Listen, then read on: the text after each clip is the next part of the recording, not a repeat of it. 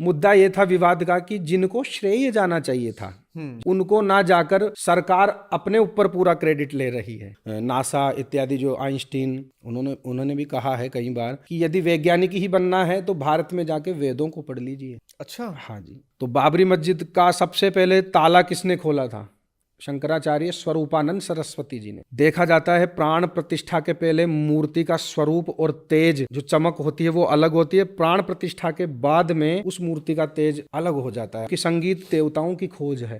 अच्छा। हाँ जी। एक तो ऐसा संगीत है जो हम सुन रहे हैं अच्छा लग रहा है, लेकिन एक ऐसा संगीत है जो शास्त्र के नियमों में बंद कर गाया जाए। कम से कम 75 मिनट तो भगवान को देनी ही चाहिए दिन में 24 घंटे में। हाँ, शास्त्र क्या कहते हैं? धर्म का भी जो मूल है वो अर्थ है, यानी धन है। यदि धन ही नहीं होगा तो आप धर्म कैसे कर पाएंगे? Okay, so hey everyone, this is Rahul and welcome to Himkar hotline. तो आज का जो हमारा एपिसोड है ये थोड़ा स्पिरिचुअल है, इसमें हम भक्ति की बात करेंगे। आज जो हमारे गेस्ट हैं वो है पंडित कान्हा जी। तो आपका बहुत बहुत स्वागत है सर हमारे शो पे, हिमकर हॉटलाइन पे। धन्यवाद। और मेरे छोटे छोटे सवाल हैं आपसे। जी जी। जैसे हमारा अभी एक भव्य काम हुआ है, राम मंदिर बना है, उसके बारे में है कुछ, और कुछ भ्रम है या कुछ भी कह लो, और काफ़ी सारी चीज़ें आपसे ही जानना चाहूँगा मैं कि लोग क्या पूछते हैं, कैसे सवाल करते हैं और कहाँ कंफ्यूज होते हैं और आप कैसे उनका समाधान करते हैं। तो चलिए शुरू करते हैं। ओके पंडित जी, तो एक बार आप अपना इंट्रो दे दीजिए। नारायण नारायण, हर हर महादेव। मैं पंडित कान्हा दादिच आप सभी के सामने आज प्रस्तुत हुआ हूँ भैया जी के चैनल में। और मैं निवासी राजस्थान का हूँ, जयपुर से हूँ। जयपुर के पास में गांव है, वहाँ मेरा निवास स्थान है। तो बचपन से ही जैसे हमारे परिवार में दादाजी हैं, मेरे नाना जी भी हैं, तो ये अच्छे विद्वान हैं। मेरे दादाजी अभी भी हैं और 93-94 साल की उनकी उम्र है। अरे लेकिन आज, हाँ, आज भी वो योग भी करते हैं, अपने स्वयं के कपड़े स्वयं धोते हैं। अच्छा, जो नियम होता है। ओके। और स्वयं की थाली उठाकर स्वयं ही रखते हैं। अधिकतर काम वो स्वयं ही करते हैं। अधिकतर काम वो स्वयं करते हैं। ये बड़ी अच्छी चीज बताइए वैसे और आपने। डेली पूजा पाठ करना जो उनके नित्य नियम है वो करते हैं। सर्दी हो या गर्मी हो या बरसात हो, सभी ऋतुओं में जो नियम पालन होता है वो सभी करते हैं। और आज भी हष्ट पुष्ट हैं। ठीक है, उन्हीं का आशीर्वाद है, उन्हीं का पुण्य है कि आज जो छोटा मोटा जो मेरे पास ज्ञान है या भगवान की कृपा है वो मुझ पर बरस रही है, वो उन्हीं का प्रताप है, उन्हीं के संचित किए हुए पुण्यों का ये प्रभाव है कि मैं आज आपके सामने हूँ और हम वार्तालाप कर रहे हैं। इस पॉडकास्ट के माध्यम से आप सभी जानेंगे जो पूजा पद्धति है, राम मंदिर का जो मुद्दा है, या जिस प्रकार से पूजन होता है, साधना होती है, क्या नियम होते हैं, क्या संयम होते हैं, किस प्रकार से हमें फल दे सकते हैं। तो आप इन्हीं के माध्यम से ये सभी जानेंगे। बड़ी आवाज़ बड़ी अच्छी है आपकी। मैं आपको अभी फिर से बोल रहा हूँ, मैंने ऑफलाइन भी बोला था इनको भी ऑफ कैमरा। बहुत ही क्रिस्प एकदम ऑडियो आ रही है एनर्जी के साथ। पंडित जी एक चीज़ बताइए, ये जो अपना राम मंदिर को लेके विवाद वर्षों से चला रहा जी, अभी भी चल रहा है। अब प्राण प्रतिष्ठा हो गया है, मंदिर खुला हुआ है, जा सकते हैं, तो यहाँ पे बड़े सारे विवाद हुए, इसके बारे में कुछ बताइए। बहुत ही अच्छा प्रश्न है। राम मंदिर के लिए अपन सनातनियों ने, हिंदुओं ने बहुत ही संघर्ष किया है। राम भक्त हैं, राम प्रेमी हैं, और ये हर्ष उल्लास का विषय है इस समय कि 22 जनवरी को जो प्राण प्रतिष्ठा हुई राम मंदिर में रामलला की, तो ये एक भारतीयों के लिए एक गौरवपूर्ण बात है। बिल्कुल, हम गौरवशाली हैं, हम सौभाग्यशाली हैं कि हमारे समय में इस प्रकार का आयोजन हुआ। कई तो ऐसे हैं जिन्होंने प्रयत्न किए, प्रयास किए, संघर्ष किए, अपनी जान भी गंवा दी, अपने प्राण भी गंवा दिए उन्होंने, लेकिन उनको ये सौभाग्य नहीं हुआ प्राप्त। लेकिन उन्हीं के कारण हमें ये सौभाग्य प्राप्त हुआ है, ये कभी नहीं हमें भूलना चाहिए। उन्हीं के प्रयासों से, उन्हीं के प्रयत्नों से, उन्हीं के बलिदानों से हमें आज ये सौभाग्य प्राप्त हुआ है कि रामलला का हम जो जन्मभूमि है और जो मंदिर है, प्राण प्रतिष्ठा हुई, ये हमें सौभाग्य प्राप्त हुआ है। अब आप कह रहे हैं कि जो विवाद है वो क्यों हुआ, कैसे हुआ और उसमें क्या गलत है, क्या सही है। तो आदरणीय प्रधानमंत्री जो मोदी जी हैं हमारे, इस समय हमारे देश के राजा भी हैं, उनका भी सौभाग्य रहा कि उन्हीं के राज्यकाल में ये ऐसा हुआ। किंतु मुद्दा ये था यहाँ पर, विवाद का जो मुद्दा था, विवाद का ये था कि जगत गुरु शंकराचार्य जी महाराज, जो मेरे गुरु भी हैं, श्री निश्चलानंद सरस्वती जी, उन्होंने सिर्फ ये कहा था, एक वचन था उनका कि ये जो प्रतिष्ठा है अशास्त्र विधि से हो रही है, अशास्त्र विधि से हो रही है, विधि विधान से नहीं हो रही है। उनका कहना ये था कि हमारे पास अब तो समय भी है, उस समय तो परिस्थिति अलग थी, आज हमारे पास समय भी है, तो इतनी जल्दी क्यों। ठीक है, एक और था उनका वचन कि धन की भी कोई कमी नहीं है, तो अधूरे मंदिर, अधूरे निर्माण में रामलला का जो प्रतिष्ठा कर रहे हैं हम, रामलला को जो स्थापित कर रहे हैं, वो अधूरे निर्माण में हो रहा है। और शास्त्र कहते हैं कि अधूरे निर्माण में, अधूरा निर्माण यदि मंदिर का रहता है तो वहाँ प्राण प्रतिष्ठा नहीं होनी चाहिए।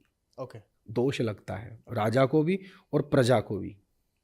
उनका ये वचन था, उन्हें कोई आपत्ति नहीं थी, वो तो यही बोल रहे थे ये तो बहुत हर्ष उल्लास का विषय है। अब देखिए, भाजपा तो आज 30 साल से 50 साल से है राज्य में, और जिनका राज है उसमें भाजपा 30 या 40 साल पहले से है, लेकिन संघर्ष 500-700 सालों से चल रहा है। उस समय तो कोई सरकार नहीं थी, ना कोई पार्टियों का था। उस समय से भगवान शंकराचार्य जी की पीठों ने बलिदान दिया है, उन्होंने संघर्ष किया है। बाबरी मस्जिद का जो मसला था, तो बाबरी मस्जिद का सबसे पहले ताला किसने खोला था? शंकराचार्य स्वरूपानंद सरस्वती जी ने। अच्छा, जो अपने अपने धाम को पधार चुके हैं, उन्हीं का संघर्ष था। और बाद में वामदेव जी थे, उन्होंने भी किया, और पूरी पीठाधीश्वर वर्तमान में जो हैं जगत गुरु, उन्होंने भी काफ़ी संघर्ष किए। कार सेवकों का भी बहुत बड़ा योगदान रहा है, गोलियां भी खाई है, कई मृत्यु को भी प्राप्त हुए हैं। तो इन सभी का कुछ ना कुछ बलिदान रहा है, संघर्ष रहा है, सहयोग रहा है। तो मुद्दा ये था विवाद का कि जिनको श्रेय जाना चाहिए था, जिनको क्रेडिट जाना चाहिए था, उनको ना जाकर सरकार अपने ऊपर पूरा क्रेडिट ले रही है। अच्छा, क्योंकि मंदिर में, अब मैं एग्जाम्पल दूं, मंदिर में तो ब्राह्मण और धर्मगुरु ही समझ सकते हैं ना क्या विधि होती है, शास्त्र की क्या विधि है, क्या मंत्र होते हैं, क्या व्यवस्थाएं होती है, वो तो पंडित ही समझ सकते हैं। सरकार थोड़ी, नेता लोग थोड़ी समझते हैं, नेता लोग तो समझ ही नहीं सकते हैं। इसलिए वहां पर यह हुआ कि पूरी व्यवस्था सरकार ने अपने अंडर में ले ली थी, और धर्म गुरुओं से कोई राय नहीं ली। अपने हिसाब से, अपने मन के अनुकूल के, अपनी परिस्थिति के अनुकूल आपने व्यवस्था रच दी, और जल्दीबाजी में प्राण प्रतिष्ठा हुई है, ऐसा सिर्फ उनका कहना था। और ये विवाद बहुत बड़ा हो गया। तो और इतने सबसे श्रेष्ठ जो उच्च आसन है, उच्च पद है अपने धर्म में, वो शंकराचार्य जी का ही होता है। उनसे बड़ा कोई उच्च पद नहीं है, उच्च आसन नहीं है। और आपको एक बहुत ही ज़रूरी बात बताऊं कि यदि वो न्यायालय में, उच्च न्यायालय में भी जाते हैं, तो जो उच्च न्यायाधीश होते हैं, जज होते हैं, वो भी अपनी कुर्सी छोड़ देते हैं, क्योंकि न्याय व्यवस्था भी उन्हीं के अंडर आती है। जज भी फ़ोन करके यही पूछते हैं कि हम ये न्याय देना चाह रहे हैं, आप अपने शास्त्र के हिसाब से बताइए, या उचित दंड क्या है इसका। तो आप देखिए शंकराचार्य जी क्या है, ये सभी को जानना अति आवश्यक है। ठीक है। और राष्ट्रपति से भी ऊंचा आसन है शंकराचार्य जी का, क्योंकि वो धर्म, न्याय, राजनीति सभी को जानते हैं, क्योंकि वेदों से ही उत्पत्ति है, और वेदों को कौन जानता है? वही जानते हैं, वही जानते हैं। तो उनसे ऊंचा तो कोई ज्ञानी विश्व में हुआ नहीं। विश्व बैंक की जब गुत्थियां नहीं सुलझ रही थी, विश्व बैंक की ऐसी ऐसी गुत्थियां हो गई थी कि विश्व बैंक परेशान हो गया था। वहाँ के जो गणितज्ञ हैं, तो वो परेशान हो गए थे। और वहाँ पर उनको पता चला कि भारत में एक ऐसी विभूति है, ऐसी आत्मा है, ऐसे संत हैं कि जिनसे यदि हम थोड़ा सा समय लेकर उनसे वार्तालाप करें तो हमारी ये जटिल गुत्थी सुलझ सकती है।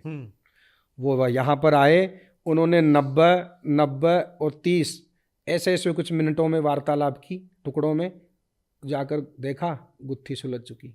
अच्छा, हाँ, यहाँ पर पूरे प्रमाण के साथ, क्योंकि वैदिक गणित सबसे ऊंची है। मोबाइल और लैपटॉप पर उन्होंने 200 से ज़्यादा ग्रंथ लिख दिए हैं, इनमें क्या गणित इस्तेमाल होती है, इनको सुधारने के लिए क्या करना चाहिए। हाँ। और उनसे पहले जो शंकराचार्य जी थे, उन्होंने तो ग्रंथ भी ऐसा लिखा था कि जो कंप्यूटर में, लैपटॉप में, मोबाइल में जो कमियां थी उनको सुधारा जा सके, और फिर सुधार भी किया अच्छा, उन्हीं की गणित से। तो लोगों को पता क्या नहीं है ना बात है, बड़ी सारी नई चीजें पता लग रही है। भाई, लोगों को पता नहीं है। वो मीडिया तंत्र है वो सरकारों का है, मीडिया तंत्र जो सरकार कहती है वो मीडिया तो दिखाएगा। थोड़ा क्या ही कहे, मीडिया तो देखिए, मीडिया के बारे में तो बड़े सारे मीम्स देखे हुए हैं। बहुत। आप पंडित जी बताइए कि ये जो प्राण प्रतिष्ठा होती है मंदिर में, इसका कितना महत्व होता है और ये जरूरी क्यों है? आप बड़े चुन के लाए हो प्रश्न, बहुत ही क्या बात है। प्राण प्रतिष्ठा, जैसे शब्द से ही अर्थ पता चलता है। प्राण, प्राण यानी जो शरीर के अंदर है, जिससे हमारा शरीर चलता है, जागृत रहता है, चेतन अवस्था में रहता है। प्राण से देखा जाए तो प्राण एक वायु का नाम है, प्राण वायु है। तो विशिष्ट मंत्रों द्वारा और कुछ क्रियाएं ऐसी होती है, मैं आपको उदाहरण से दे दूं। जब माँ के गर्भ में कोई बालक रहता है, माँ के गर्भ में जब कोई बालक रहता है तो वो 9 महीने तक, 8 महीने तक, लगभग 9 महीने तक वहाँ पे गर्भ में रहता है। तो माँ के द्वारा लिया गया आहार या कुछ भी चीज़ खाने की, उसी के रस को वो ग्रहण करता है और अपने आप को बढ़ाता है। उस जीव का जो विकास वृद्धि होती है उसी के कारण होती है। माँ के गर्भ में जो जीव शिशु पलता है, वो ही पद्धति यहाँ प्राण प्रतिष्ठा में है। ध्यान से श्रवण कीजिएगा आप। वो ही पद्धति कैसे है? मूर्ति जब लाते हैं चुनकर कि ये मूर्ति हम प्राण प्रतिष्ठित करेंगे, इस मूर्ति की हम स्थापना करेंगे, उसको लाने के बाद कई प्रकार के वास होते हैं।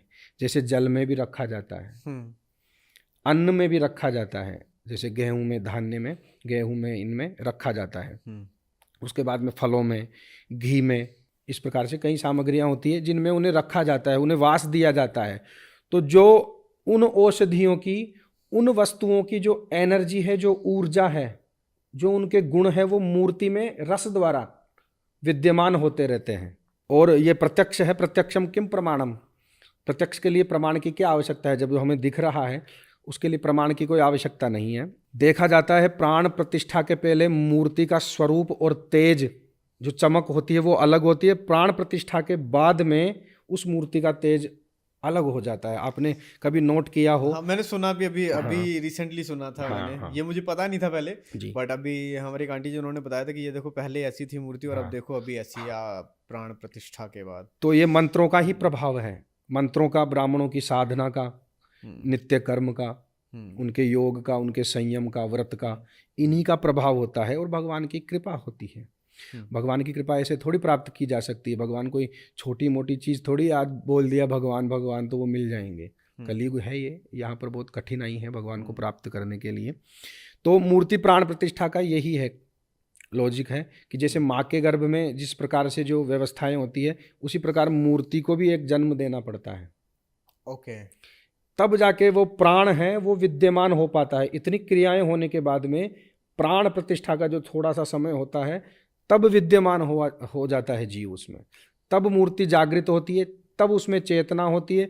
तब हम जब मंदिर में जाते, कुछ मंदिर ऐसे होते हैं जहाँ शांति नहीं मिलती है, और कुछ मंदिर ऐसे होते हैं जहाँ बिल्कुल जाते ही शांति होती है। बार बार ऐसा करते हैं मन कि यहीं पर आकर हम रुकें और यहीं पे आके बैठे रहें, ध्यान लगाते रहे भगवान का। क्योंकि जो शास्त्र विधि से प्रतिष्ठा होती है वहाँ पर शांति अवश्य होगी, मूर्ति में चेतना होगी, तेज होगा, लोगों की मनोकामनाएं भी वहाँ पूर्ण होती है। तो ये प्राण प्रतिष्ठा का विषय था। नारायण। आप पंडित जी एक चीज़ और बताइए कि ये जो प्राण प्रतिष्ठा यहाँ पे राम मंदिर में अभी हुई है अयोध्या में, क्या वो ठीक ढंग से हुई है? ये तो बड़ा विवादित प्रश्न पूछ लिया आपने। किंतु जैसे देखिए, शास्त्र कहता है कि ब्राह्मण को, पंडित को कभी भी किसी के दबाव में या किसी के भय से या किसी से विवश होकर अधर्म का पालन नहीं करना चाहिए, चाहे कुछ भी हो जाए। धर्म के लिए ही ब्राह्मण है, और धर्म की जो बागडोर है, जिम्मेदारी है, वो ब्राह्मणों के ऊपर ही है, पीठाधीश्वरों के ऊपर है, धर्म गुरुओं के ऊपर है। यदि वो ही विवश, भय इनके कारण या लालच के कारण यदि डगमगा जाएंगे इस मार्ग से, तो फिर धर्म की रक्षा कैसे होगी?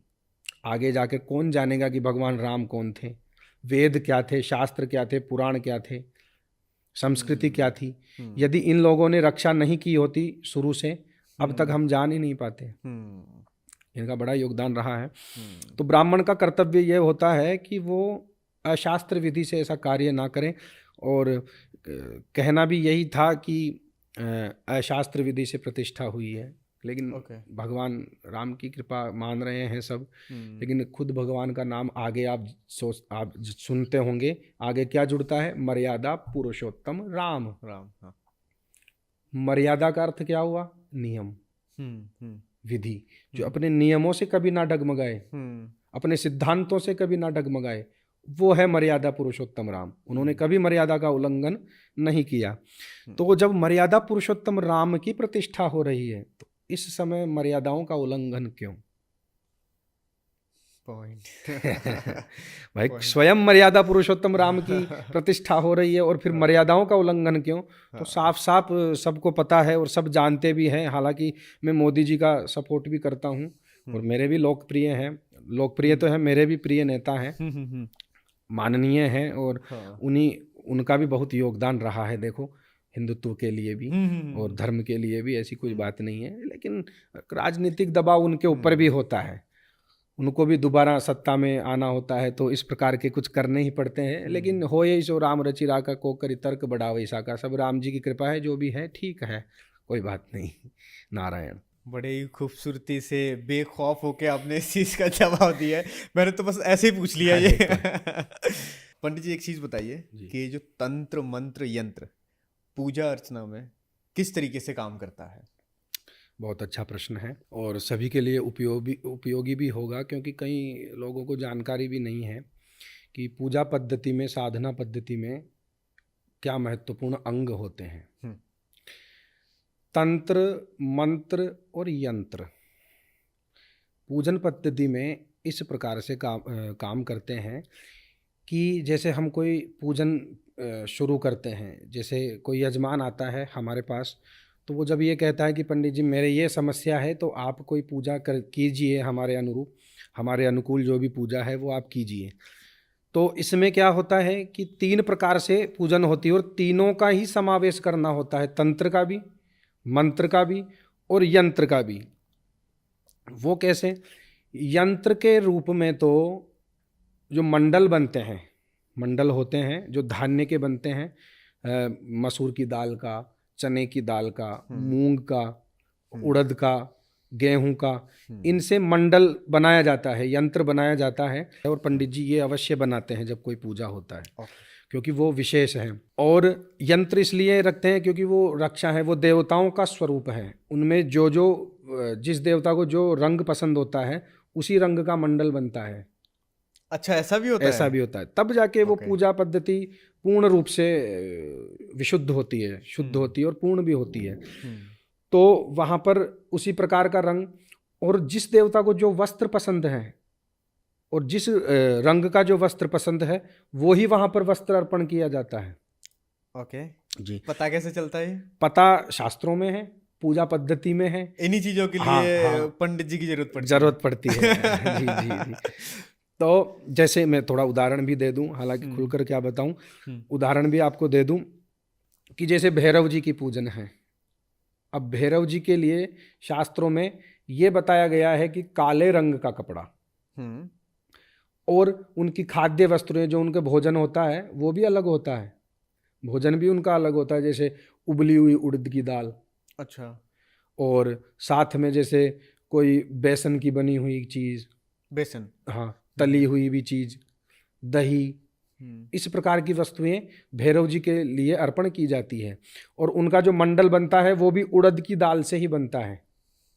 तो तभी ही प्रसन्न, जैसे आपको कोई वस्तु बहुत ज़्यादा पसंद हो और वो आपको बिना बताए या आपको प्रसन्न करने के लिए दे देता है, तो आप और भी अति प्रसन्न हो जाओगे कि कितने दिनों से सोच रहा था कि ये वस्तु मुझे पसंद है, कोई दे या कहीं से आए या मैं इसको कहीं से प्राप्त करूं, लेकिन आपके सामने आ जाए तो आप प्रसन्न हो जाओगे। इसी प्रकार देवता भी उन्हीं से प्रसन्न होते हैं। ये पद्धति है। यंत्र का हो गया मंडल विधान पूजन में। अब होते हैं मंत्र। मंत्र होते हैं, जो ऐसे शब्द होते हैं, उन शब्दों को जोड़कर व्याकरण के अनुसार उन शब्दों को जोड़कर जो मन से, श्रद्धा से और शुद्ध रूप से उच्चारित होते हैं और बारंबार उच्चारित होते हैं, तो उन्हें मंत्र कहते हैं। और मंत्र भी कौन पढ़ेगा? ब्राह्मण। जो वेद पढ़ा हुआ हो वो भी ब्राह्मण पढ़ेगा। बिल्कुल। तो यंत्र भी आ गया और मंत्र का भी प्रयोग हो रहा है। हाँ। अब मंत्र का कैसे प्रयोग हो रहा है? उन यंत्रों की पूजा मंत्र से करवानी पड़ेगी। जो मैंने बताया धान्य वो बनते हैं, उनकी पूजा मंत्रों से ही करवानी पड़ेगी। वो यंत्र थे, हाँ, मंत्र से उनकी पूजा हो रही है। हाँ। अब आ गया तंत्र। हाँ। जैसे हम कोई पूजन कर रहे हैं, भगवान विष्णु की, लक्ष्मी नारायण की पूजन कर रहे हैं, या लक्ष्मी प्राप्ति के लिए लक्ष्मी की पूजन कर रहे हैं, या मोक्ष के लिए भगवान नारायण की पूजन कर रहे हैं, विद्या प्राप्ति के लिए सरस्वती जी का पूजन कर रहे हैं, महाकाली, महालक्ष्मी, महासरस्वती, इन तीनों की पूजन कर रहे हैं, या भगवान कृष्ण की पूजन कर रहे हैं। उनमें क्या होता है कि जब हम सात्विक देवताओं की पूजन करना प्रारंभ करते हैं तो कुछ नकारात्मक ऊर्जाएं हमारे आसपास मंडराने लगती है। अच्छा जी, वो विघ्न डालने के लिए आती है। अच्छा, विघ्न डालने के लिए आती है। तो जो क्रोधी होता है उसके सामने किसी शीतल व्यक्ति को, जिसको क्रोध नहीं आता है, उसको भेजना एक मूर्खता हो जाती है। क्रोधी के लिए क्रोधी ही चुनना पड़ता है। भाई जो जिस भाषा का जानकार है उसको उसी भाषा में जवाब देना पड़ता है। खग ही जाने खग की भाषा। हाँ। तो जो जिस भाषा का जानकार है, जो जिस भाषा में समझता है, उसको उसी भाषा में जवाब देना पड़ता है। तो भगवान ने ऐसी शक्तियां भी बनाई हैं, अपने अनुचर ऐसे बनाई हैं, अपने सेवक ऐसे बनाए हैं कि वो क्रोध रहते हैं, उग्र रहते हैं। इसलिए फिर वहां पर भैरव जी की भी उपासना हो जाती है। हम पूजन में क्या करते हैं, प्रारंभ में पीली सरसों होती है, तो उसका क्या है कि दिग्रक्षण करवाते हैं। दिग्रक्षण यानी दिशाओं का, जो देवता होते हैं दिशाओं के, उनकी पूजन होती है, तो वो 10 दिशाओं से रक्षा करते हैं। ओके, ताकि कोई नेगेटिविटी ना आ पाए। वो 10 दिशाओं के देवता हैं, वो इस प्रकार से रक्षा करें हमारे अनुष्ठान की, हमारे पूजन की या यज्ञ की। इस प्रकार से ये तंत्र, मंत्र और यंत्र इस प्रकार से कार्य में लिए जाते हैं, और इनके बिना पूजन अधूरी है। वो पंडित जो जानकार नहीं है इसका, या इस विधि से नहीं करवाता हो पूजन, वो पूजा निष्फल मानी जाती है। अच्छा, हानिकारक भी हो सकती है। ओके जी, कई नियम होते हैं। जैसे अब ब्राह्मण है, ब्राह्मण के लिए उपयोगी या सर्वप्रथम कर्तव्य है कि वो नित्य गायत्री का जप करे। अच्छा। हाँ, यदि गायत्री मंत्र का वो जप नहीं करता है, संध्या इत्यादि नहीं करता है, खुद का नित्य कर्म नहीं करता है, जब तक खुद में पावर नहीं होगी तो दूसरे की नेगेटिविटी को या दूसरे के दुख को कैसे दूर कर पाएंगे? खुद में ही ऊर्जा नहीं है तो दूसरों को क्या ऊर्जा देंगे हम? तो सूर्य की उपासना होती है। अब सूर्य सबसे बड़ा ऊर्जा का स्रोत है, ऊर्जा सबसे ज्यादा सूर्य में ही है। तो सूर्य की उपासना ब्राह्मण के लिए सर्वप्रथम मानी गई है, उसको अवश्य करनी चाहिए। गायत्री मंत्र, संध्या इत्यादि सभी को करनी चाहिए, ब्राह्मणों को भी, वैश्य को भी, क्षत्रिय को भी। इनकी सभी के अलग अलग प्रकार होते हैं, लेकिन ब्राह्मण को जो कर्म कांड करवाते हैं, जो पूजन करवाते हैं, पूजा पाठ करवाते हैं सारा, हाँ, उनको अवश्य करनी चाहिए। अच्छा, यदि वो तो करना ही चाहिए। हाँ, यदि वो नहीं करेंगे और यज्ञोपवीत का पालन नहीं करेंगे, जनेऊ भी नहीं पहनते हैं, और वो पाठ पूजन करवा रहे हैं किसी के भी जाके, तो यजमान की भी हानि है और उस ब्राह्मण की भी हानि है। ओके, वो आज नहीं मिलेगी, वो कल जाकर मिलेगी वो हानि। कभी ना कभी वो हानि आपको उठानी ही पड़ेगी। इसलिए ब्राह्मण को जो गायत्री पाठ करता है, गायत्री जप करता है, वेद पाठी है, वो ही अधिकृत है पूजन कराने में। यंत्र, मंत्र, तंत्र इत्यादि में वो ही अधिकृत होता है। नारायण, क्या बात है।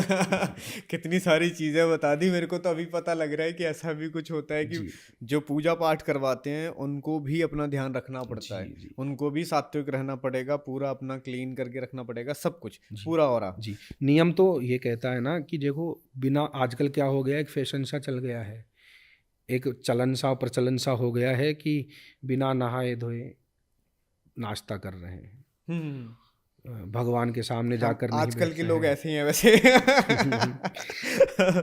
तो वो क्या है कि जैसे शुद्ध अवस्था नहीं होती है, और यदि हम भोजन करते हैं या कुछ खाते पीते हैं, तो जो हमारे शरीर से जो जीवाणु विषाणु जो रात्रि काल में निकलते हैं, जिनको हमें साफ शुद्ध करना पड़ता है शरीर को, वो हमारे भोजन के साथ में हमारे शरीर में पुनः जल ले जाते हैं। ओके। और जब जीवाणु, विषाणु, कीटाणु जब शरीर में जाते हैं तो कुछ ना कुछ विकार शरीर में ऐसे उत्पन्न होते रहते हैं कि वो बुद्धि पर और मन पर सीधा प्रभाव डालते हैं। और जब बुद्धि भ्रष्ट हुई, बुद्धि विचलित हुई, मन विचलित हुआ, तो फिर तो भक्ति और भाव में कोई नहीं लगेगा, मन ही नहीं लगेगा, ना बुद्धि चलेगी। तो फिर उस आदमी का जो क्या है कि इनके प्रति रुझान नहीं रहेगा, भक्ति भाव के प्रति, भगवान के प्रति, दया, ये सब उससे मन से, शरीर से जाती रहेगी। और वो ऐसे आचरण करने लगेगा कि उसको पापी कहना ही उचित होगा, फिर वो अधर्म के मार्ग में चला जाएगा। ये बड़ा लॉजिक है अगर अपन गहराई से समझे तो। इसलिए नहा धोकर मैं सभी से निवेदन करता हूँ, आपके दर्शकों से भी, अगर दर्शकों से तो करिए आप। एक मेरा दोस्त है, उसका नाम बताना चाहता हूँ कहीं वो मुझ पे चिढ़ जाए। मैं चाहता हूँ चिढ़े। अच्छा, चलो। वो नहीं नहाता 15-15 दिन, 20-20 दिन, और गलती बास मारता है। हाँ, अरे राम, क्या करना चाहिए उसे बताइए।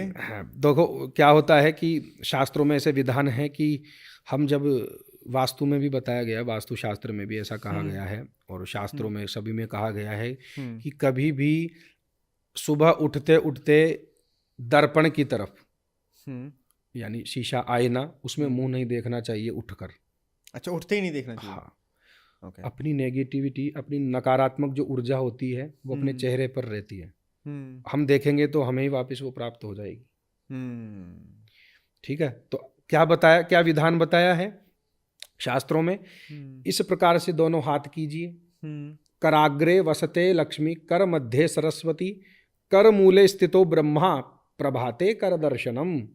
सर्वप्रथम उठकर सबसे पहले कराग्रे वसते लक्ष्मी, हाथ के आगे वाले भाग पर लक्ष्मी जी का ध्यान करें। कर मध्य सरस्वती, हाथ के मध्य में, हथेलियों में सरस्वती जी का ध्यान करें। कर मूले स्थितो ब्रह्मा या विष्णु, इनका ध्यान करें यहाँ पर। प्रभाते कर दर्शनम, जब आप सीधा इनका ध्यान कर रहे हैं तो अपनी नेगेटिविटी जो है, नकारात्मक ऊर्जा है, वो भगवान ले लेते हैं। अच्छा। दिन का जो शुरुआत है वो यहीं से करें। फिर पृथ्वी माता को नमस्कार करें। ये हमारी संस्कृति कहती है और ऐसा करना चाहिए। बिल्कुल नारायण। अब एक मेरा सवाल है आपसे कि जैसे कुछ लोग मंदिर नहीं जा सकते हैं, वो पूजा भी नहीं करते हैं, बट वो चाहते हैं कि भगवान का नाम लें और लेते भी हैं, लेकिन वहाँ नहीं जा सकते हैं। बड़ी सारी, जैसे अभी मैं कहूँ कि अंधविश्वास बड़े हो गए हैं, बड़ी सारी चीज़ें हो गई हैं, लेकिन कहीं ना कहीं मुझे लगता है कि प्रकृति किसी ने तो बनाई है जी। कोई तो पावर है जो सब कुछ कर रहा है। वो कौन है, क्या है, एनर्जी है। एनर्जी तो लाइक बोलते हैं कि क्या एनर्जी है, नहीं पता।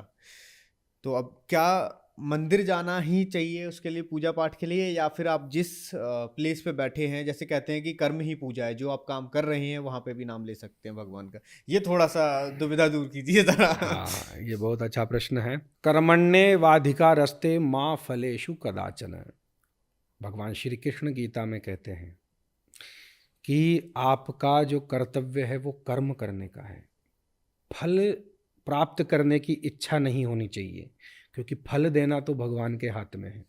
आपको क्या करना है, शुभ कर्म करना है, वो भी एक तरह की पूजा हो गई।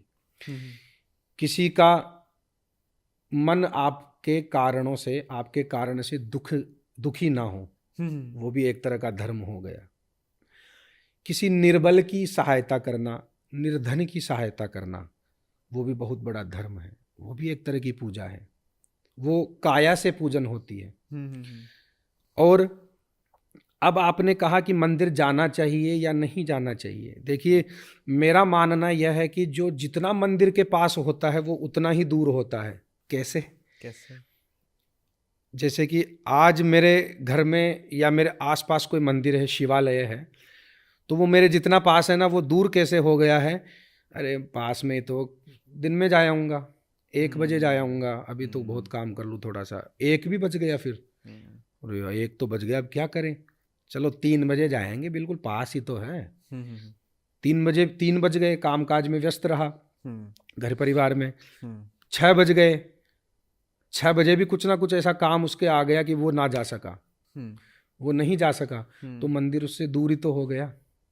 पास होकर क्या फायदा? यदि 5 मिनट भी हम प्रभु के लिए नहीं निकाल सकते हैं, हालांकि हम अगर नहीं जा पा रहे हैं, मेरा सवाल था, अगर नहीं जा पा रहे हैं किसी कारणवश, या फिर कि क्या अपने वर्क स्टेशन पे जहाँ हम काम करते हैं वहाँ पे नाम ले सकते हैं? जब मन करे दिन में, रात में, कभी भी नाम ले सकते हैं। अगर नहीं जा पा रहे हैं या नहीं जाना चाह रहे हैं, मैं कहूँ आजकल की यंग जनरेशन, हम कितना भी समझा लें उसको, जो हम आसपास के एज के लोग हैं, मुझे नहीं लगता कि सारे लोग मंदिर जाते होंगे। तो लेकिन भगवान का नाम तो लोग ले ही लेते हैं, क्योंकि हमारे धर्म में ये चलन तो है ही।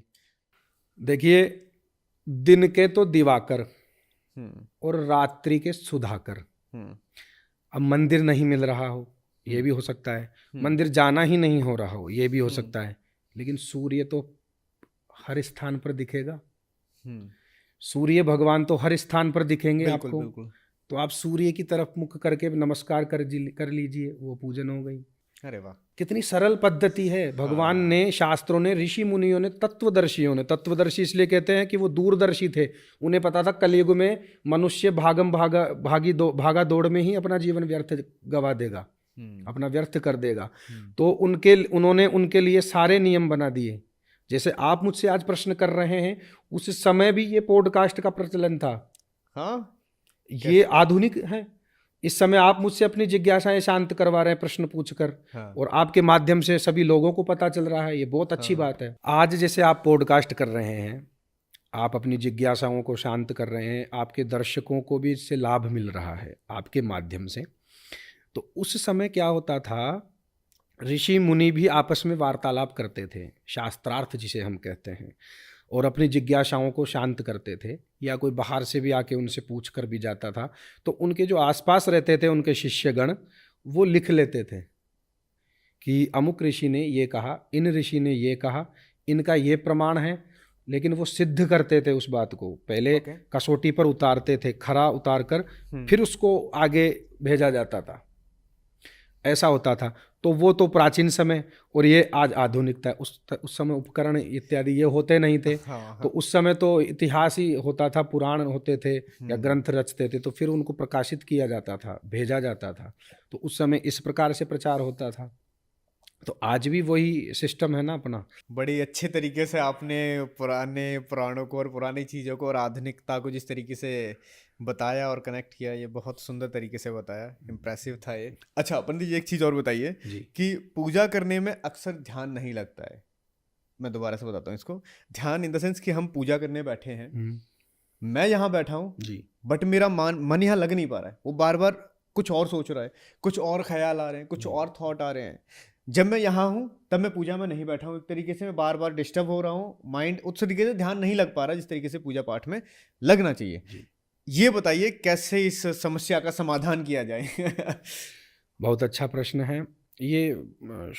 जो शुरुआत करते हैं जैसे अध्यात्म के मार्ग में, या फिर पूजा साधना जो करते हैं, उनके साथ सभी के साथ होता है, लगभग ब्राह्मणों के साथ भी होता है, सत्यता तो यही भी है। लेकिन इसको क्या होता है कि नित्य नियम के माध्यम से, नित्य नियम का अर्थ हो गया जैसे आपने कोई मंत्र ले रखा है, उस मंत्र का आपको रोज जप करना है, आंखें बंद कर लिए, ध्यान में है, लेकिन अचानक से कहीं से कुछ आवाज़ आ जाती है, या फिर आपके कुछ चिंता परेशानी चल रही है, तो उसका दिमाग में वो आ जाता है, वो सीन आ जाता है, वो चित्र आ जाता है, तो आपका ध्यान उस मंत्र से भटक जाता है, तो वो ध्यान भंग हो जाता है, वो टूट जाता है।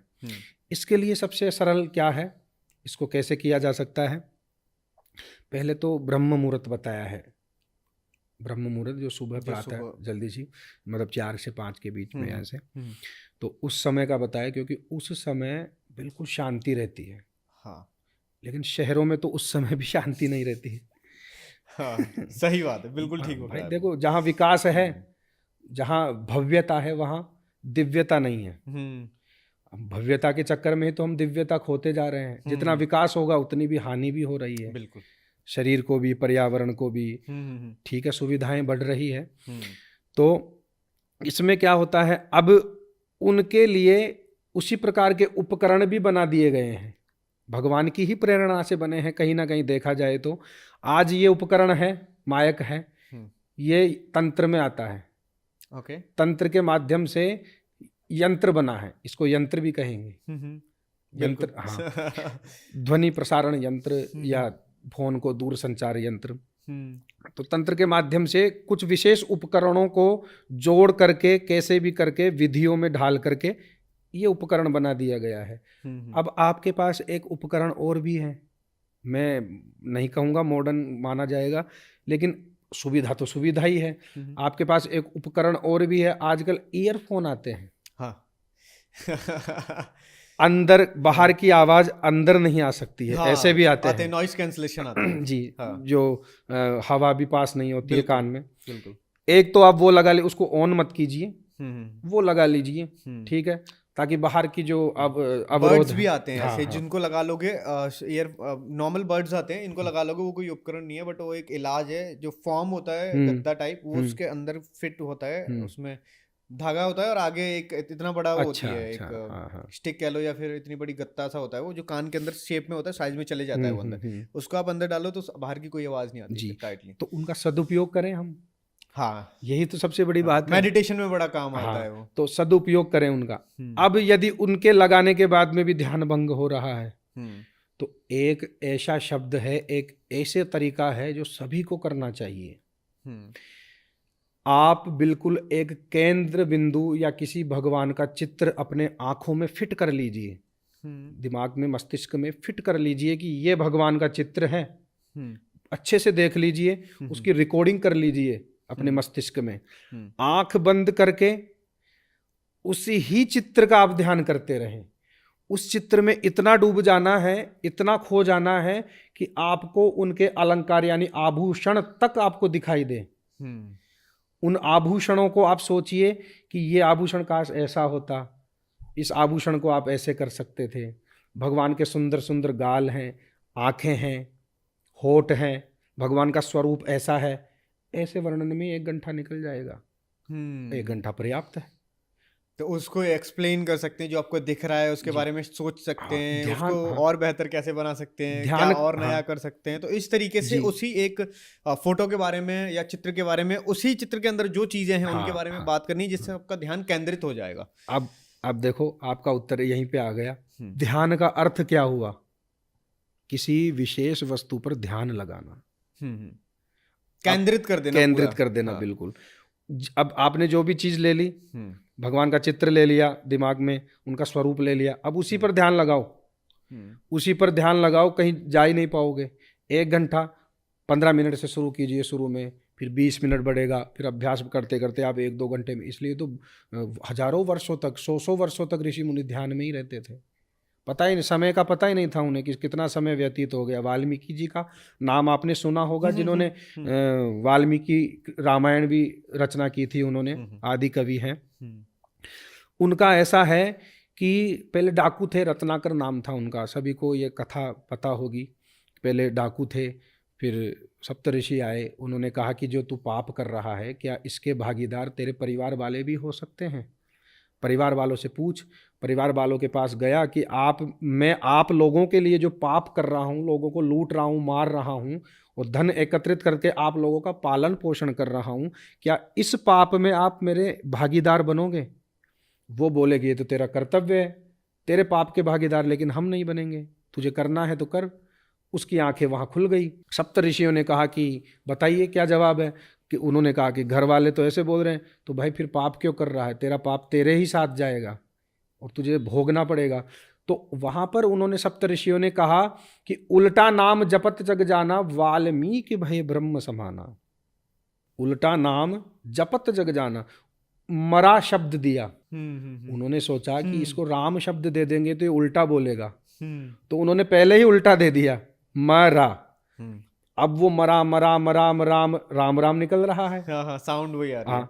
तो उन्होंने राम मंत्र को इतना सिद्ध कर लिया, इतना सिद्ध कर लिया, इतना सिद्ध कर लिया कि उनके शरीर पर दीमक जम गई मिट्टी की। इसलिए संस्कृत में इसको वाल्मीकि कहा जाता है।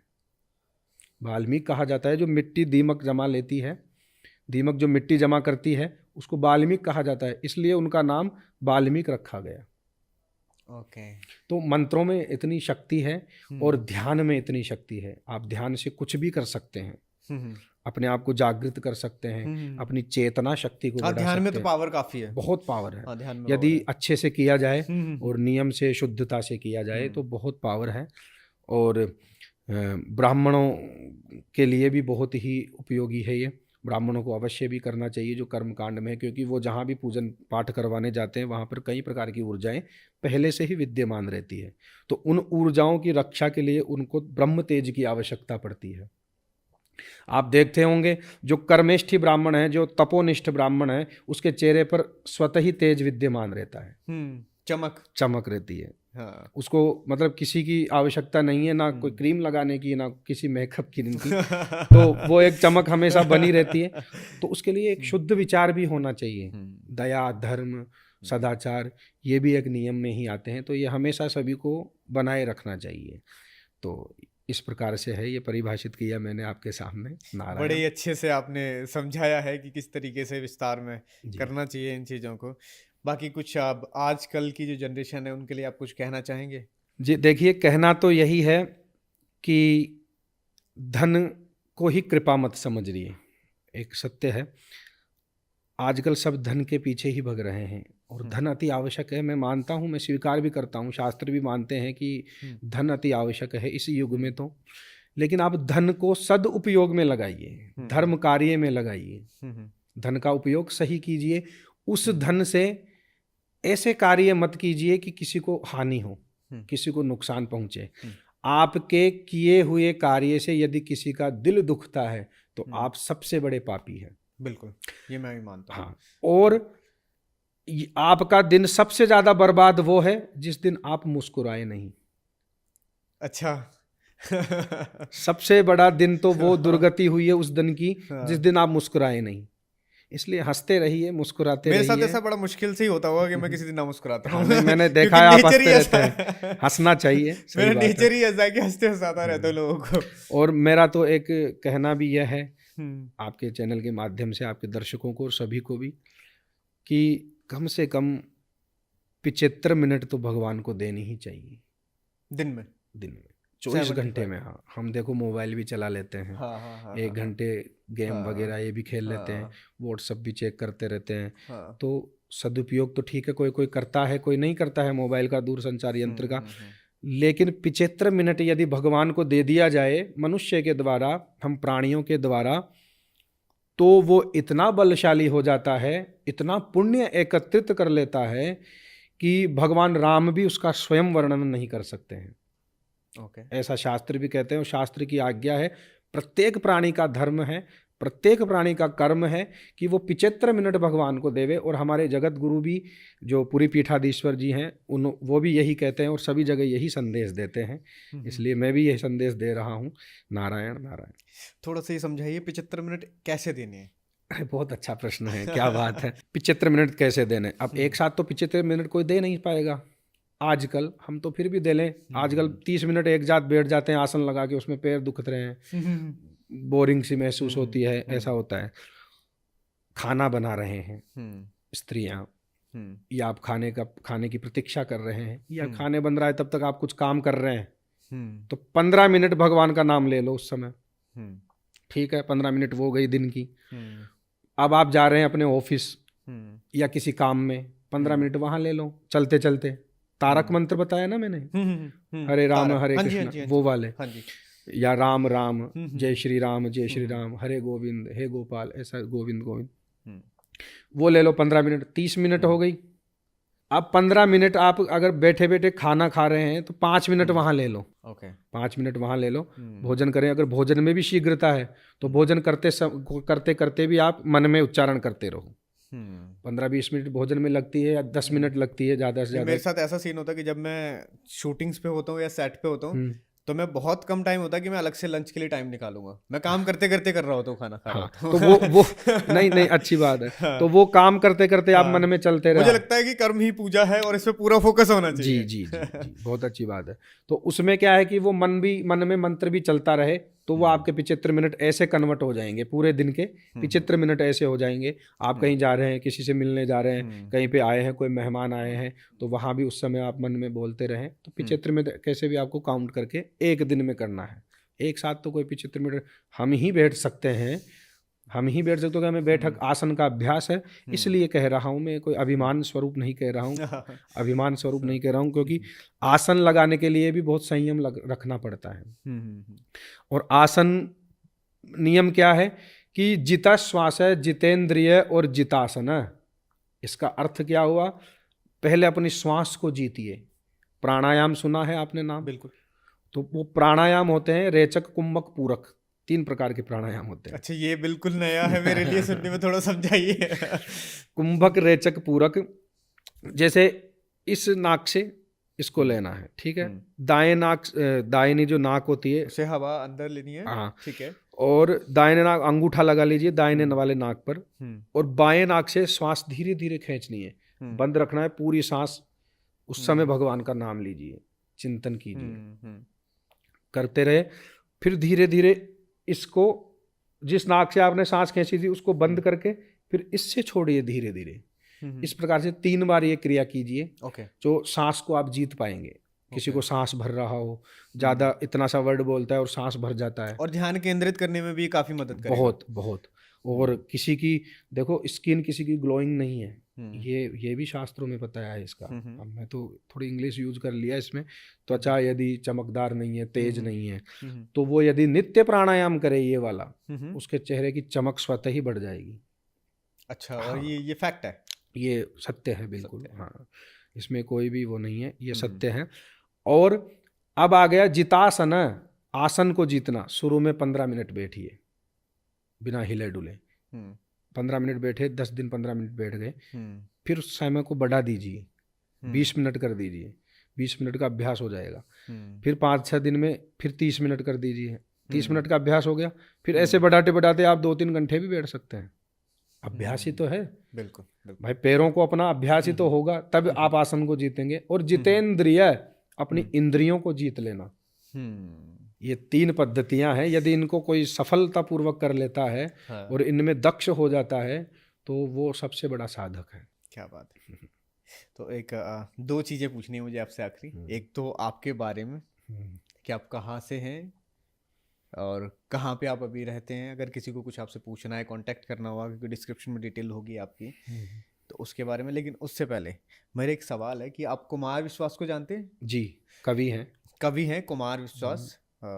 तो उनके कुरान में ये लिखा हुआ है कि उनको वो चीज़ बड़ी पसंद आई उसमें, जो हमारे हिंदुत्व नहीं है इसमें हमारे उसमें, कि वहाँ पे अगर झाड़ू लगाने वाला भी है तो जब भी नमाज पढ़ी जाती है उस वक्त के लिए, चाहे कोई कितना भी बड़ा अफसर हो, चाहे कोई पीएम हो, मोदी हो, या फिर कोई अंबानी, या चाहे कोई कितना भी बड़ा अंबानी हो, वो सब जब नमाज पढ़ेंगे तो उस टाइम पे उनमें कोई फ़र्क नहीं होता है। वो साथ में खड़े होते हैं, एक सामने एक साथ नमाज पढ़ते हैं। लेकिन हमारे यहाँ पे ऐसा कुमार विश्वास ने बोला है। मैंने अभी रिसेंटली उनका वीडियो देखा था, तो उन्होंने बोला कि जो हमारे धर्म में ऐसा नहीं है। हमारे धर्म में अगर झाड़ू लगाने वाला है तो उसके साथ अमीर आदमी खड़ा नहीं होगा। तो इसके बारे में आपका क्या ख्याल है? ये उनके वो थे कि उनको ये बात बड़ी अच्छी लगी वहाँ की, कि जिस वक्त आप भगवान को याद कर रहे हैं उस वक्त तो एक हो जाइए कम से कम। तो इसमें आपका क्या ख्याल है? देखिए, मैं खंडन तो नहीं कर सकता इस बात का, लेकिन मेरे जो विचार हैं वो मैं प्रस्तुत करता हूँ। एक ब्राह्मण पंडित होने के नाते शास्त्र के हिसाब से ही कहूँगा। जैसे कुरान में जो लिखा हुआ है वो उनकी धार्मिक मान्यता है और अच्छा विचार है, कोई दिक्कत नहीं है। लेकिन हमारे भी शास्त्रों में यही वर्णन है कि मंदिर में आप किसी पद पर नहीं है। ओके, मंदिर पर, ये शास्त्रों में लिखा हुआ है। हाँ, मंदिर में तब ही भेदभाव है जब आप अशुद्ध अवस्था में हैं। ओके। अब जो झाड़ू निकाल रहा है, जो कूड़ा या कीचड़ या गंदगी हटाकर साफ कर रहा है, तो वो शुद्ध कैसे हो गया? थोड़ा सा मैं इसको विस्तार से बताऊंगा। मैं भेदभाव नहीं कर रहा हूं किसी से। ठीक है। वो शुद्ध कैसे हो गया? ठीक है। अब मंदिर और मस्जिद, इनमें गंदगी तो रहती नहीं है, केवल धूल मिट्टी ही रहेगी। वहां ना कोई कीचड़ होता है, ना कोई अशुद्ध वस्तु होती है, क्योंकि उधर वो पाक स्थान बोलते हैं उनको, पाक जगह बोलते हैं। हमारे यहाँ शुद्ध स्थान बोलते हैं। फर्क इतना है। शब्दों का है। शब्दों का हाँ, जी। साधनाओं में ज़्यादा भेद नहीं है। पूजा पद्धति दोनों की, जो उनकी इबादत है हमारी साधना है, पूजा है, हाँ। उनमें कोई विभिन्नता नहीं है ज़्यादा। लेकिन अब जब वो धूल मिट्टी में है तो हमारे तो मूर्ति की है, उनके मूर्ति का नहीं है। तो हमारे जो मूर्ति का है, तो शास्त्रों में ऐसा बताया कि जब आप अशुद्ध अवस्था में हो तो आप मूर्ति के स्पर्श या उनके आसपास भी नहीं जा सकते हो। किंतु फल से किसी को वंचित नहीं किया है। हमारे शास्त्र में, शास्त्र कहते हैं कि फल से वंचित नहीं है, फल तो उसको भी मिलेगा, वो ही फल एक पुजारी को मिलेगा जितना एक साफ करने वाले कर्मचारी को एक शिखर के दर्शन करने मात्र से मिल जाएगा। उसको जो साफ कर रहा है, झाड़ू निकाल रहा है, जो झाड़ू लगा रहा है, सफाई कर रहा है, वो एक अच्छा काम कर रहा है, अच्छा काम कर रहा है, वो उनकी गंदगी को साफ कर रहा है जिन्होंने आगे किया हुआ। जी जी, वो मतलब वो एक अच्छा काम कर रहा है, आपके मंदिर को साफ रख रहा है जी। तो क्या वो नहा धो के बाद में क्या वहां तक नहीं जा सकता? जा सकता है, क्या हो अपना काम करने के बाद, अपना शरीर को साफ करने के बाद जा सकता है। हाँ हाँ, जा सकता है। लेकिन नियम एक और हो गया ना इसमें, उनको जो नियम है उनके लिए विभिन्न हो गया। फिर कैसे? उनको वही फल प्राप्त हो जाएगा शिखर के दर्शन करने मात्र से। वह यदि दूर है, भगवान के शिखर के दर्शन कर लिए, उनको वही फल प्राप्त हो जाएगा जो एक अंदर इतना कठिनता से कष्ट पा करके अपने शरीर को जप तप व्रत नियम से पाठ पूजा करने वाले पुजारी को मिलता है। अच्छा, इतने प्रयत्न के बाद एक पुजारी को फल मिलेगा। उधर उधर शिखर के दर्शन, मेहनत की है जी, तो उसका फल उसे उतनी दूर से भी मिल जाता है, क्योंकि कर्म प्रधान उसका भी है, कर्म प्रधान इधर भी है। कैसे? थोड़ा और विस्तार से, बिल्कुल बिल्कुल, टाइम लीजिए अपना। एक ब्राह्मण है, मान लीजिए मैं ब्राह्मण, मेरा जो कर्म है, मेरी ड्यूटी लग गई बॉर्डर पर, मैंने शिक्षा ली और सीमा पर देश की रक्षा के लिए चला गया। मैं ब्राह्मण हूँ जन्म से, कर्म से वहाँ क्षत्रिय बन गया। यस, ठीक है। वहाँ मेरे लिए, वहाँ मैं पूजन पाठ से थोड़ा भिन्न हो गया, वहाँ नहीं कर पा रहा हूँ, नाम ही जप रहा हूँ, ठीक है, कैसे भी छोटा मोटा। लेकिन वहाँ यदि मैं कर्तव्य निष्ठता से अपनी देश से गद्दारी ना करके उस क्षत्रिय धर्म का मैं यदि पालन करता हूँ, उस क्षत्रिय कर्म का पालन करता हूँ, तो मुझे उतना ही फल प्राप्त होगा जो यहाँ मेरे भाई बंधु जो ब्राह्मण हैं वो मंत्र पूजा पाठ करके फल प्राप्त कर, कर्म वहाँ हो गया। बस कर्म में कर्तव्य निष्ठता होनी चाहिए, मन पवित्र होना चाहिए, निर्मल होना चाहिए, ईमानदारी होनी चाहिए, बिल्कुल, तब जाके पूर्ण रूप से फल प्राप्त होता है। तो ये मैंने कहा है। कुमार विश्वास जी अच्छे कवि हैं, अच्छा उन्होंने बताया है। अब वो नहीं बताते तो ये शंका का समाधान आज नहीं होता। कोई ना कोई कड़ी जुड़ी होती है। मैंने कहा देखो, अब मैंने तो दोनों में से सही बताई कि हम यंग लड़कों ने पूरी वो तो कुरान तो हमने बिल्कुल ही नहीं पढ़ी होती, हालांकि कुछ अच्छी बातें उसमें भी लिखी हैं और कुछ यहाँ भी लिखा हुआ है। तो अब क्या होता है, जो कवि लोग होते हैं वो क्या करते हैं कि वो पूरा एकदम पढ़ के उन चीजों का निचोड़ निकालते हैं कि कहाँ पे क्या अच्छा है और कहाँ पे क्या गलत है। हालांकि कुछ चीजें ऐसी हैं जो पब्लिकली वो नहीं बता सकते, वो तो है, लेकिन कुछ चीजें ऐसी हैं जो वो बता सकते हैं। कहावत है ना, जहां न पहुंचे रवि वहां पहुंचे कवि। बिल्कुल। तो यही था। मैं अगर कुमार विश्वास ने कुछ बोला है तो आपसे वो चीज पूछी जाए कि ये कहाँ तक ठीक है। क्या वो खड़े होके साथ में उनको आराधना कर सकते हैं या नहीं कर सकते? क्या अंबानी और उनका जो गार्ड है वो साथ में मंदिर के टाइम पे साथ में जा रहे हैं? मैं ये नहीं कह रहा, अगर मंदिर गए हैं तो क्या वो साथ में खड़े हो सकते हैं? हो सकते हैं, साथ में खड़े होने में क्या दिक्कत है? कोई दिक्कत वो भी आराधना कर रहे हैं, ये भी आराधना कर रहे हैं, उसके बाद आप मालिक हो, वो अपना कर्तव्य कर रहा है, आपके यहाँ गार्ड है वो जी। उपासना की विधि विभिन्न हो सकती है, भिन्न हो सकती है, लेकिन मार्ग तो एक ही है, प्रभु बिल्कुल। प्रभु को प्राप्त बिल्कुल ठीक है जी। तो पंडित जी मुझे बताइए जरा, वेद क्या है और मनुष्य के लिए इनका क्या महत्व है और कितने महत्वपूर्ण है? बहुत अच्छा प्रश्न है, बहुत ही उच्च श्रेणी का जो प्रश्न है यह है, क्योंकि वेद क्या है कि श्रेष्ठ हैं और उच्च हैं। वेदों का ज्ञान इतना कठिन है कि साधारणतः मनुष्य उसको जान नहीं पाता है। वेद विद धातु से ये शब्द बना है, संस्कृत में होता है विद धातु। तो जो व्याकरण को समझने वाले हैं, संस्कृत को, संस्कृति को समझने वाले हैं, वो समझ पाएंगे, कोई बात नहीं। लेकिन सरल भावार्थ में यदि मैं समझाऊं तो वेद अपौरुषीय है, किसी पुरुष के द्वारा इसकी रचना या उत्पत्ति नहीं हुई है। विराट स्वरूप जो भगवान का है, भगवान नारायण का है, वहाँ से वेदों की उत्पत्ति है। ठीक है, वेद की उत्पत्ति है। उसके बाद में ब्रह्मा जी के पास, ब्रह्मा जी से सुन सुनकर जो हमारे पौराणिक वैज्ञानिक हैं, पौराणिक वैज्ञानिक का अर्थ क्या हुआ आपको मैं खुलकर बता दूं। पौराणिक वैज्ञानिक हैं ऋषि मुनि। ओके। जो हमारे ऋषि और मुनि हैं वो वैज्ञानिक ही थे। उन्हीं के द्वारा देखा गया, रचा गया जो ग्रंथ है, अनेक रचनाओं को उन्होंने रचा है।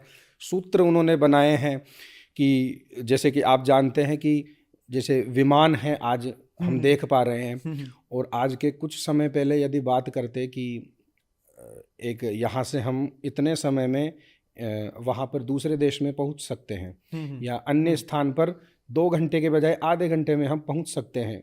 किससे? वायुयान से। तो वैमानिक शास्त्र नाम का एक ग्रंथ है जो ऋषियों ने लिखा है और उसमें सारा वर्णन है। तो वेद के ज्ञान को समझकर, वेद का अर्थ क्या हुआ? ज्ञान। वेद से आप ज्ञान प्राप्त कर सकते हैं, किंतु वेद सिर्फ ज्ञान ही देता है। वेद में वो धारणाएं, वो नियम, वो विधियां हैं कि साधारण मनुष्य अपने जीवन को कैसे सुखमय यापन कर सकता है, कैसे अच्छा बना सकता है, उसको बेहतर कर सकता है। जी जी। अपने जीवन में आ रहे दुखों को कैसे दूर करें, वेदों में है। अब वेदों, जैसे मैंने पूर्व में आपको बताया कि वेदों में क्लिष्ट भाषा है, वैदिक व्याकरण है, वैदिक संस्कृत है उसमें। तो उसमें जो कठिनता है उनको फिर पुराणों में दिया गया है। जैसे 4 वेद हैं, सभी जानते हैं, यजुर्वेद, ऋग्वेद, सामवेद, अथर्ववेद। तो श्रुति भी कहा जाता है वेद को, क्योंकि सुन सुनकर ऋषियों ने इनको संकलित किया था। और उसके बाद में श्री व्यास जी महाराज ने इनको रचना की थी। इनकी पहले ऋग्वेद की, फिर यजुर्वेद की, फिर सामवेद की, फिर अथर्ववेद की उन्होंने रचना की थी। सभी वेदों में अलग अलग विषय हैं। यजुर्वेद में कर्मकांड हो गया, कर्मकांड में जो मंत्र इत्यादि देवताओं को प्रसन्न करने के लिए, तुष्ट पुष्ट करने के लिए जो कार्य होते हैं, उनमें उन मंत्रों को संकलित किया गया। ऋग्वेद में ज्ञान कांड है, सामवेद में गायन है। अब आप कोई पूछे कि संगीत की उत्पत्ति, तो वेदों से ही है, भगवान शिव से ही है। संगीत की उत्पत्ति वेदों से ही है। सामवेद में गायन है, संगीत का है। उन ऋचाओं को विशेष शुद्ध शास्त्रीय संगीत से, जो शास्त्र के अनुरूप संगीत है, शास्त्र के नियमों में जो नियम में जो बद्ध है, नियमों की बंदिश में है, वो संगीत उनमें है। उन ऋचाओं को गायन कहा गया है, गान। अथर्ववेद में है उपचार, आयुर्वेद, औषधियों का वर्णन, तंत्र और ये छोटे मोटे उपाय, जो जीवन में कहीं के रोग हो जाता है, किसी के क्या हो जाता है, तो वो अथर्ववेद में इनका वर्णन है। तो वेद इतने महत्वपूर्ण है अपने जीवन में।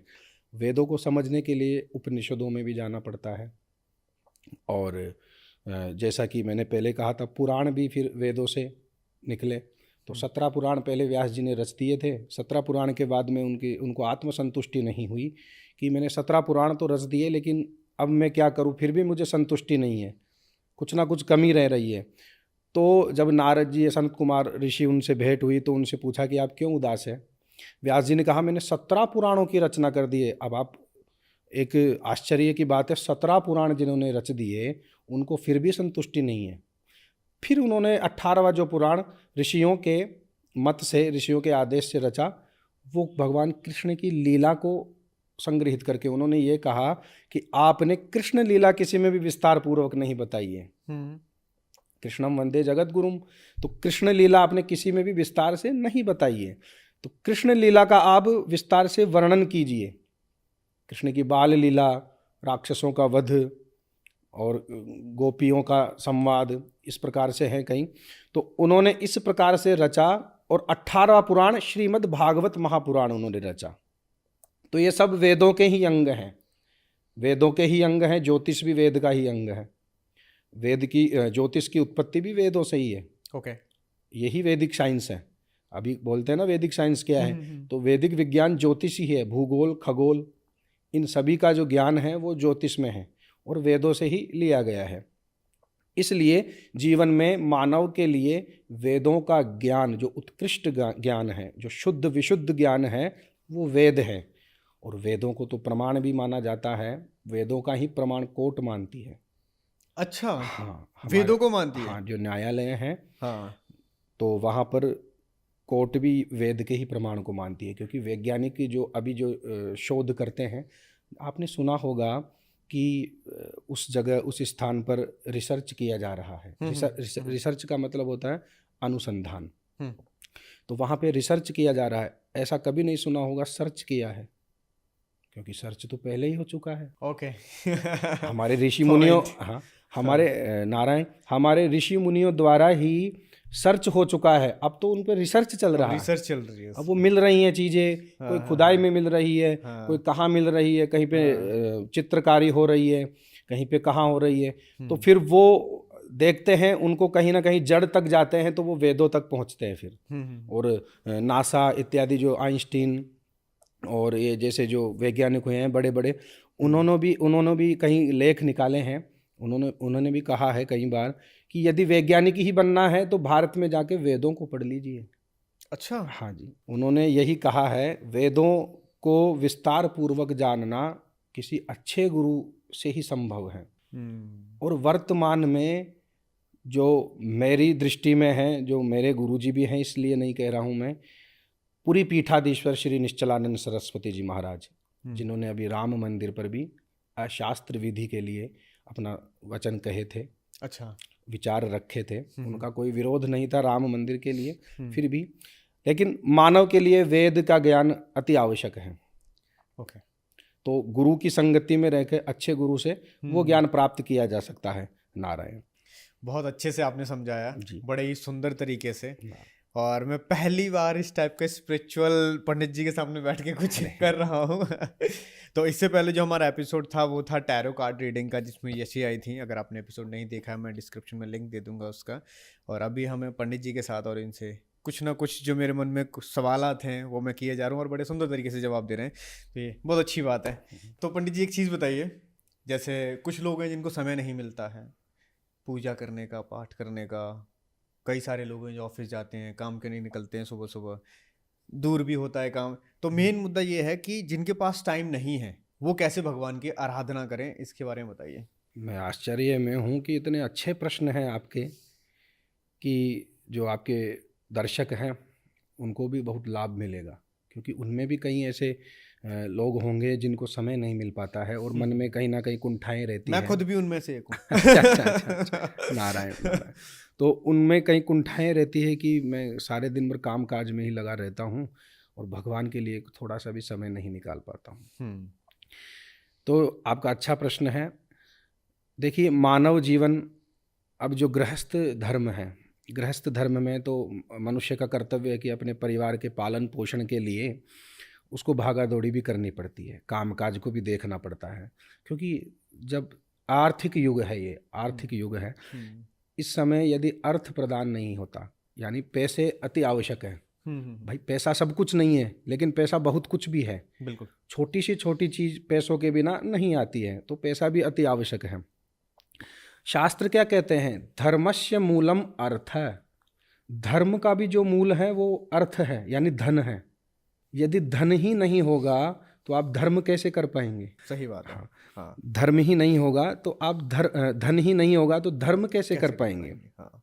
कैसे? उदाहरण दे दूं आपको। पंडित जी ने बताया या आपका पंडित जी ने नहीं बताया, आपका मन कर रहा है कि आज मेरा जन्म दिवस है, मैं चाहता हूँ कुछ बाहर जो गरीब लोग रहते हैं, जो असहाय हैं, निर्बल हैं, उनको मैं कुछ खाने पीने की वस्तु बांट के आता हूँ, वो खाएंगे, प्रसन्न होंगे, वो भी एक पुण्य का काम है। हाँ। तो क्या आप बिना धन के वो वस्तुएं, वो सामग्री एकत्रित कर सकते हैं? नहीं। धन से ही तो वो संभव हुआ ना। इसलिए धन अति आवश्यक नहीं। लेकिन मैंने ऐसे गरीब, इतने गरीब लोग भी देखे हैं जिनके पास धन के सिवा कुछ भी नहीं है। पॉइंट। भाई, धन के लिए, दान के लिए, पुण्य के लिए मन का भी अति आवश्यक होना है। मन का भी होना अति आवश्यक है, श्रद्धा भी होनी चाहिए। धन तो बहुतों के पास है, लेकिन वो उस धन को सदुपयोग में लगा रहे हैं या नहीं लगा रहे हैं? जिनको साधना, जिनको टाइम नहीं मिलता है, भगवान जो साधना नहीं कर पाते हैं समय के अभाव में, उनके लिए क्या है कि भगवान ने एक विशेष कर्म बताया है। 2 प्रकार के मंत्र होते हैं, कारक और तारक। कारक एंड तारक। हाँ, ओके। कारक और तारक, ये 2 प्रकार के मंत्र होते हैं। अब जो कारक मंत्र होते हैं उनमें इतने नियम होते हैं कि साधारणतः अनभिज्ञ मनुष्य उसको कर नहीं पाता है, क्योंकि उसमें दोष भी हो जाते हैं, उच्चारण का भी बहुत ही फर्क पड़ता है। जैसे उच्चारण करना है कुछ मंत्र, उसमें मात्राओं का यदि थोड़ा सा भी त्रुटि हो जाती है तो वो मंत्र विपरीत प्रभाव दे देता है, वो फल नहीं देगा, वो बल्कि उसको हानि पहुंचा देगा। और तारक मंत्र होते हैं जो तार सकते हैं, जिन्हें आप चलते फिरते खाते पीते शुद्ध अवस्था में कर सकते हैं। जैसे राम राम राम, हरे रामा हरे कृष्ण हरे राम हरे कृष्ण, नमो भगवते वासुदेवाय, ओम नमो भगवते वासुदेवाय इत्यादि ये जो मंत्र हैं ये तारक मंत्रों की संज्ञा में आते हैं। तो जिनको समय का अभाव है वो चलते फिरते गाड़ी चलाते चलाते भी बोल सकते हैं। जब दीक्षा दी जाती है गुरुदेव के द्वारा, गुरुओं के द्वारा, तो वो 2 प्रकार के मंत्र देते हैं, एक तारक और एक कारक, कि आप शुद्ध अवस्था में नियमों में तो इस मंत्र का जप करेंगे, और जो तारक मंत्र है उसका आप चलते फिरते किसी भी अवस्था में जप कर सकते हैं, उच्चारण कर सकते हैं, मन में भी बोल सकते हैं। तो उनके लिए तारक मंत्र बने हैं। तारक मंत्र जैसे हरे राम राम राम हरे हरे, हरे कृष्ण कृष्ण कृष्ण हरे हरे। या कोई संगीत में गाना चाहे तो ऐसे भी गा सकता है, श्री कृष्ण गोविंद हरे मुरारी, हे नाथ नारायण वासुदेवा। क्या बात। इस प्रकार से भी वो उच्चारण कर सकता है, क्योंकि संगीत देवताओं की खोज है। संगीत देवताओं की खोज है। एक तो ऐसा संगीत है जो हम सुन रहे हैं अच्छा लग रहा है, लेकिन एक ऐसा संगीत है जो शास्त्र के नियमों में बंध कर गाया जाए। जैसे आप देखते होंगे ना, बड़े बड़े जो गायक कलाकार होते हैं वो अलापे लेते हैं, मुर्कियां लेते हैं, सरगम के अनुसार अलंकार लेते हैं, तो वो शास्त्रीय संगीत है, वो शास्त्रों के अनुसार गाया। तो आप तारक मंत्रों का उपयोग कर सकते हैं जिनको समय का अभाव रहता है। नारायण। बड़ी खूबसूरती से जवाब दिया आपने इस बात का, तो बड़ा अच्छा लग रहा है। बहुत मजा आया इस एपिसोड में आपके साथ बात करके, काफी कुछ मिला सीखने को, समझने को। मुझे भी अच्छा लगा, इतने अच्छे प्रश्न आपने किए। बिल्कुल बिल्कुल। ये लोक कल्याणकारी होंगे, ये जो उत्तर हैं इन प्रश्नों के लोक कल्याणकारी ही होंगे। बिल्कुल, हमने काफी कुछ चीजों को लेके बात की जो मेरे मन में भी कुछ सवाल थे, कुछ मंदिर को लेके कुछ वार्तालाप थी। तो वो कुछ जैसे हमारी मंदिर को लेके बात हुई थी कि ये शास्त्रों के हिसाब से नहीं हुआ है, अब हो सकता है वो हुआ है नहीं हुआ है, अब ये एक अलग विषय है। अब वहाँ विद्वान जो बैठे हैं वो ठीक से ज़्यादा बता सकते हैं, क्योंकि शास्त्रों का विरोध तो वो भी नहीं करेंगे जहाँ तक मुझे लगता है। लेकिन आपके अकॉर्डिंग लगता है कि वो जल्दबाजी हुई है। ये अपना मत भी है, मत है, ये अपना और मत रखने का मौलिक अधिकार है। बिल्कुल मौलिक अधिकार है, और ये बात पूरी तरीके से सत्य है, कानूनी भी है ये। तो बहुत बहुत धन्यवाद जी हमारे एपिसोड में आने के लिए और हमें इतना कुछ बताने के लिए। और कोशिश करेंगे कभी दोबारा आपसे मुलाकात हो। जी कभी दोबारा संपर्क हो, और कुछ जब तक और दुविधाएं जीवन में कुछ होंगी तो कभी उनके बारे में बात करेंगे। तो बहुत बहुत धन्यवाद। धन्यवाद। जय श्री कृष्ण। नारायण नारायण। हर हर महादेव।